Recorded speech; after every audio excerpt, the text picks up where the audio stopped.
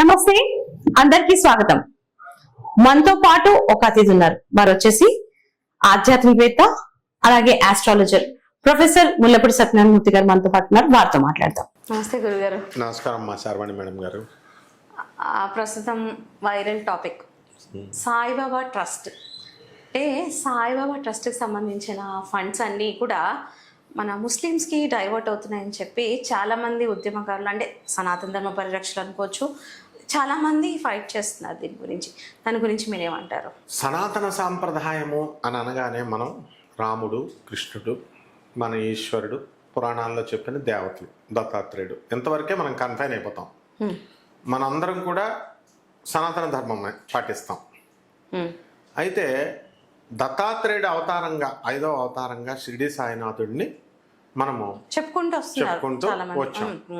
అయితే ఇది ఎక్కడ సచ్చరిత్రలో, తర్వాత గురు చరిత్రలో, లేకపోతే ముఖ్యంగా శ్రీపాద వల్లభ చరిత్రలో చెప్పడం జరిగింది. శ్రీపాద వల్లభుడు మొట్టమొదటి అవతారమైనటువంటి వాడు దత్తాత్రేయుడికి.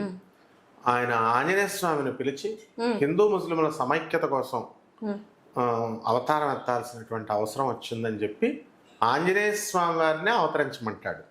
అందులో క్లియర్గా చెప్పబడింది. అప్పుడు షిరిడి సాయినాథుడిగా వచ్చాడు. బాగుంది. అయితే సనాతన సాంప్రదాయం కోసం పోరాడుతున్నటువంటి వాళ్ళు ఎవరైతే మన వాళ్ళు ఉన్నారో వాళ్ళు ఇది డైజెస్ట్ చేసుకోలేకపోయారు. ఏమిటిరా వీళ్ళ కోపము అంటే, ఈ సాయిబాబా ట్రస్టులు చాలా తయారైపోయినాయి. ఎవరు పడితే వాళ్ళు సాయిబాబా గుళ్ళు కట్టేయడం, ఆ గుళ్ళు కట్టేసిన వాళ్ళు పోనీ కలెక్షన్ చేసుకుంటే చేసుకున్నారు. కాళ్ళ దగ్గర శివుని పెట్టడం, శివలింగాలు పెట్టడం, కూడా చాలా వీడియోస్ కూడా చూసాను. తర్వాత వినాయకుడిని పెట్టడం అది తప్పమ్మ.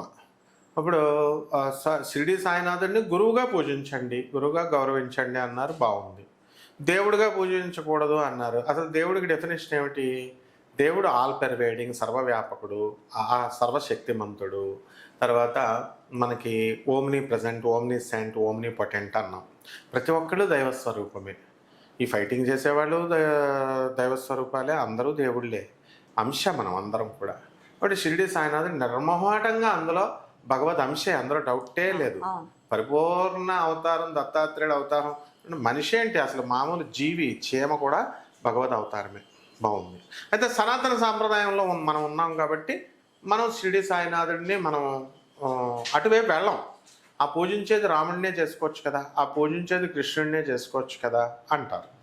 కరెక్ట్. అది సనాతన సాంప్రదాయానికి కన్ఫైన్ అయిపోయినప్పుడు. అలా కాకుండా మామూలుగా సెక్యులర్గా ఉన్నప్పుడు దేవుళ్ళు అందరూ అన్నప్పుడు ఎవరిష్టం వచ్చిన దేవుళ్ళని వాళ్ళు చేసుకోవచ్చు. మహారాష్ట్రలో అక్కలకోట మహారాజుని స్వామి సమర్థన చేస్తున్నాం. ఆయన మీద ఎందుకు రావట్లేదు? అక్కడ పెద్ద పెద్ద పెద్ద బిల్డింగ్లు, ఫుడ్ ఫ్రీ, అన్ని ఫ్రీ. షిరిడి కంటే చాలా పెద్దగా ఉంటది అది, షిరిడితో సమానంగా ఉంటది. మరి ఆయన 4వ అవతారం అన్నారు, మరి ఆయన మీద ఎందుకు రావట్లేదు స్వామి సమర్థ మీద? పోనీ అక్కలకోట మహారాజ్, ఆయన్ని అక్కలకోట మహారాజ్ అంటాం. మాణిక్ మహారాజ్, ఈయన ఒక అవతారంగా చెప్పుకున్నాం. మొట్టమొదట శ్రీపాద వల్లభుడు, 2 నృసింహ సరస్వతి గాణగాపురం, మొట్టమొదటిది పిఠాపురం, 3వది అక్కలకోట మహారాజ్, 4వది మాణిక్ మహారాజ్, మాణిక్ నగర్ హుమ్నాబాద్ దగ్గర గాణగాపురం వెళ్ళే దారిలో, 5వది షిరిడి సాయినాథుడు అన్నారు. మరి ఎందుకు రాలేదు? మాణిక్ మహారాజ్ పీఠం ఉంది, కాలేజెస్ రన్ చేస్తున్నారు, సంస్థలు ఉన్నాయి, వేద పాఠశాలన్నీ, ఆయన మీద రాలేదు.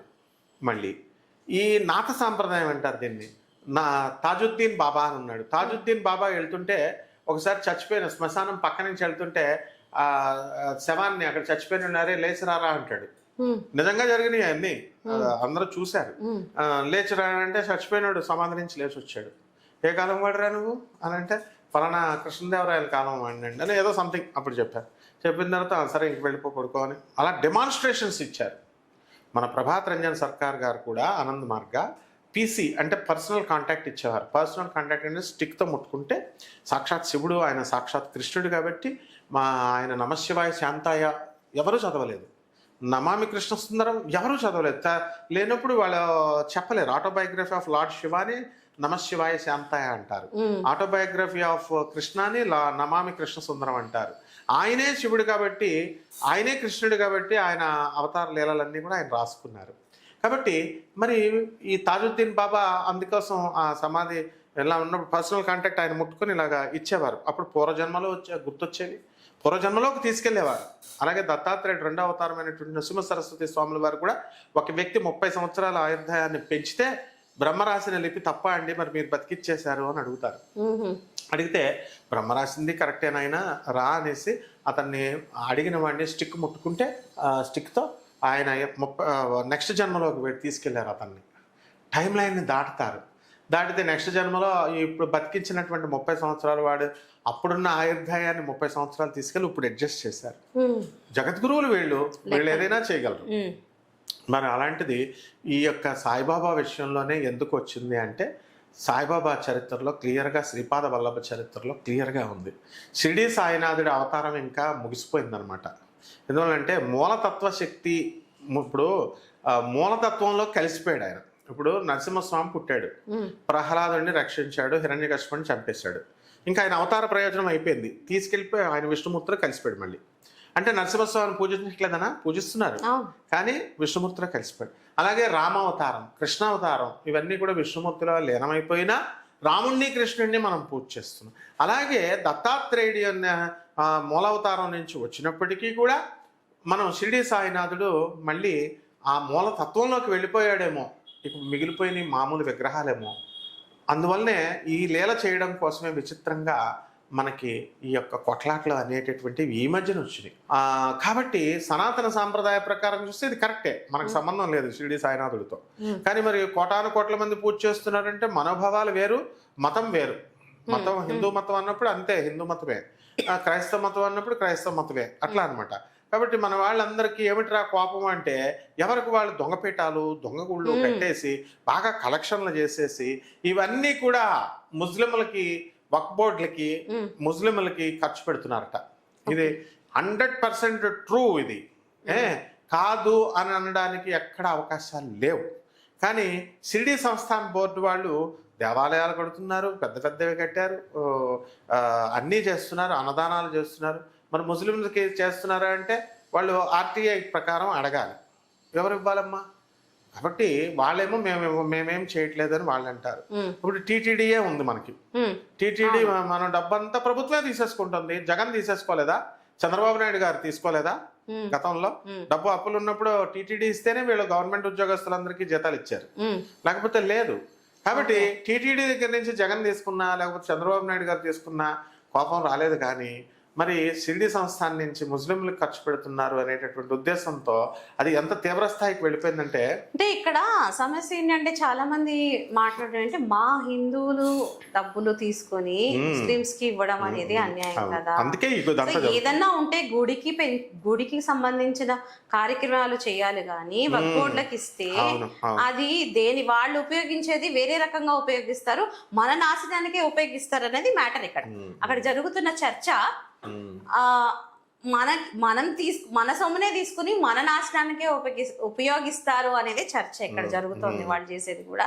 సో దాని గురించి జనరల్ గా ఈ టాపిక్ వచ్చింది, చాలా వైరల్ గా నడుస్తుంది ప్రస్తుతం. కాబట్టి కానీ యాక్చువల్గా ఇప్పుడు అది ఎంతవరకు తీవ్ర స్థాయిలో వెళ్ళిపోయిందంటే, ముస్లింల దగ్గర కొనొద్దు పువ్వులు, బళ్ళు అమ్మేవాళ్ళు, పళ్ళు అమ్మేవాళ్ళు ముస్లింలే, వాళ్ళ దగ్గర కొనొద్దు.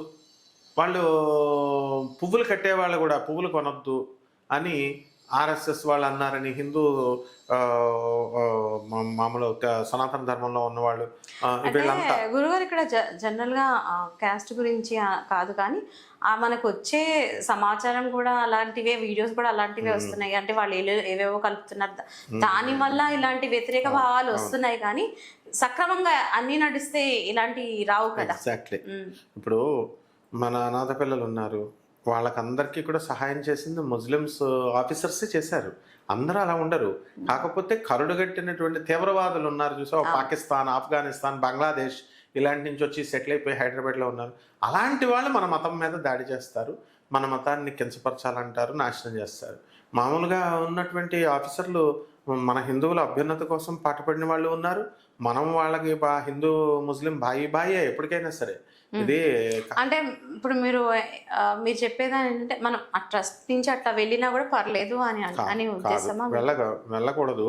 వాళ్ళేం పంపట్లేదని చెప్తున్నారు, వాళ్ళు పంపుతున్నారని వీళ్ళు అంటున్నారు. సత్యం ఎలా తెలుస్తుంది మనకి? ఆర్టీఐ ద్వారా వెళ్ళాలి. రైట్ టు ఏమిటది, రైట్ టు కమ్యూనికేషన్. ఆర్టీఐ మనకి 2005 ఆర్టీఐ యాక్ట్ ఉంది. అంటే మనకి రైట్ టు ఇన్ఫర్మేషన్, దానికి కమిషనర్గా పనిచేసిన విజయబాబు గారి కాలం దగ్గర నుంచి నేను చూస్తున్నాను, జన్నత్ హుస్సేన్ సార్ దగ్గర నుంచి వీళ్ళంతా కూడా రైట్ టు ఇన్ఫర్మేషన్ ఇచ్చిన అపెలేట్ అథారిటీ ఉంటాయి, ఇలాంటివన్నీ ఉంటాయి. వాళ్ళు ఇన్ఫర్మేషన్ ఇవ్వరు, కానీ 100% కనుక వాళ్ళు కనుక సాయి సంస్థానాలు వాళ్ళు కనుక చేస్తే మాత్రము ఇది తప్పే ముమ్మాటికి. మన డబ్బు మనకే ఖర్చు పెట్టాలి, మన దేవాలయాలు మన సాంప్రదాయాలకి ఖర్చు పెట్టాలి, ఎదగాలి అందరూ కూడా. సో ఆ విధంగా మిగతా ప్రభుత్వం డబ్బు ముస్లిమ్స్కి ఇవ్వచ్చు, వాళ్ళు చేసుకోవచ్చు. వక్ఫ్ బోర్డు ఉంది, అవన్నీ క్యాన్సిల్ చేస్తారు ఇప్పుడు నరేంద్ర మోడీ గారు, లేకపోతే అసలు మనం మాట్లాడడానికే లేదనమాట.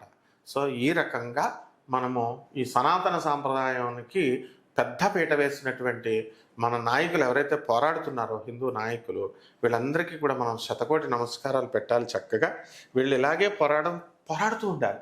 ఇప్పుడు నోరెత్తకుండా ఉంటే మామూలుగా ఎవరు కూడా ఆడరు కదా. ఈ దేవాలయాల కలెక్షన్ పోతుంది అనుకున్నారు. మీకు తెలుసా, నేను ఒక విషయం చెప్తాను.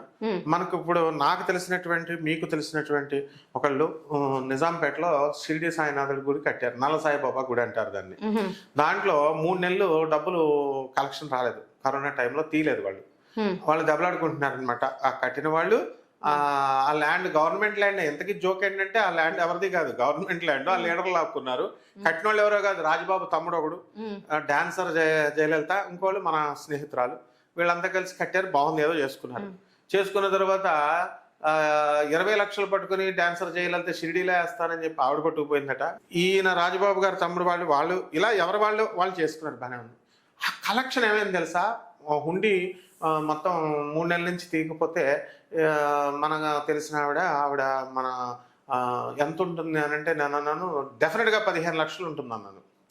అంత ఉండదు ఈ గుళ్ళో, ఏదైనా ఉంటే ఆ పూజారి వచ్చి చెప్పాడు 3 లక్షలు ఉంటుంది అన్నాడు. ఓపెన్ చేస్తే ఎంత తెలుసమ్మా? 13.5 లక్షల క్యాషు, చిల్లరే 5 లక్షల రూపాయలు. నేనే సాక్ష్యం దానికి. అంటే ఒక్కొక్క సాయిబాబా గుడికి ఈ లెవెల్లో వస్తుంది కలెక్షన్. కానీ మన సనాతన సాంప్రదాయం కోసం పోరాడేటటువంటి మన మిత్రులందరూ కూడా చేసిన పోరాటం వల్ల సాయిబాబా కలెక్షన్ తగ్గిపోయింది. పోయింది కలెక్షన్ అనుకుంటే భక్తులు తగ్గిపోయారు. పోనీ భక్తులు వీళ్ళంతా గోపీలు, గోడ మీద పిల్లులు, వీటి దేవుడు అట్టంటే ఓకే, లేకపోతే ఇటంటే ఇటే. కానీ భక్తి పెంచుకున్న వాళ్ళు మరి ఎంత చేసినా కూడా పోకూడదు కదా, ఒకదానికే కట్టుబడి ఉండాలి కదా. అంత సీన్ లేదు భక్తులకి. కాబట్టి ఎట్టి పరిస్థితుల్లో ఇదంతా సాయిబాబా మీద ప్రేమ ఏం కాదు. అందువలన ఎట్టి పరిస్థితుల్లో ఇది ముస్లింల మీద ఖర్చు పెడుతున్నారు అనేటటువంటి ధోరణితోనే ఈ ఉద్యమం జరుగుతోంది. కాబట్టి ఇది మంచి మార్పే, మనం సమర్థించవచ్చు దీన్ని. మన సనాతన సాంప్రదాయ లీడర్స్ ఇలాగే పోరాడుతూ ఉండాలా. మన డబ్బులన్నీ కూడా చక్కగా పెద్ద పెద్ద హిందూ పేదవాళ్ళు ఉన్నారు, పిల్లలు, వాళ్ళంతా స్టూడెంట్స్కి ఉపయోగించాలి. ఎంతో మంది అనాథలు ఉన్నారు, వాళ్ళకి ఉపయోగించాలి. ఏదైనా గుడి నుంచి వెళ్ళే ట్రస్ట్ పేదవాళ్ళకి ఉపయోగపడాలి కానీ మన ప్రజలకి ఉపయోగపడాలి కానీ అనవసరమైన పక్కదారికి వెళ్ళకూడదు. కాబట్టి మీరు చెప్పినట్టుగా మన సనాతన ధర్మం పరిరక్షింపబడాలని కోరుకుంటూ ధన్యవాదాలు.